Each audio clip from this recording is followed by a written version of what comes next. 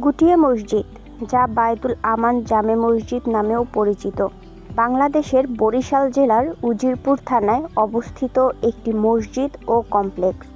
এটি জাঙ্গুরিয়া গ্রামে অবস্থিত এবং এর প্রতিষ্ঠাতা এস শরফুদ্দীন আহমেদ।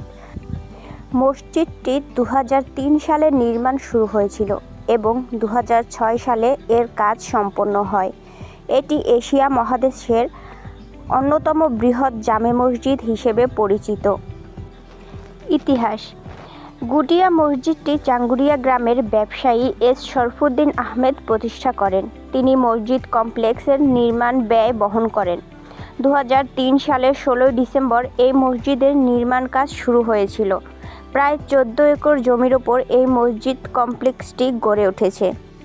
মসজিদটি বরিশালের উজিরপুর জেলার গুটিয়া ইউনিয়নের জাঙ্গুরিয়া গ্রামে অবস্থিত। এটি গুটিয়া মসজিদ নামেই বেশি পরিচিত, তবে এর আনুষ্ঠানিক নাম বায়তুল আমান জামে মসজিদ ও ঈদগাহ কমপ্লেক্স। স্থাপত্য: মসজিদটির মিনারটির উচ্চতা প্রায় 193 ফুট। এখানে বিশাল ঈদগাহ ময়দান রয়েছে, যেখানে 20,000-এর বেশি মুসল্লি একসাথে নামাজ পড়তে পারে। মসজিদ কমপ্লেক্সের মূল প্রবেশপথের ডানে একটি বড় পুকুর রয়েছে। মসজিদটি দেখতে সুন্দর এবং এর স্থাপত্যশৈলী মুগ্ধ করার মতো। গুরুত্ব: গুটিয়া মসজিদটি বাংলাদেশের একটি উল্লেখযোগ্য পর্যটন কেন্দ্র। এটি বরিশালের অন্যতম সুন্দর এবং দৃষ্টিনন্দন মসজিদ।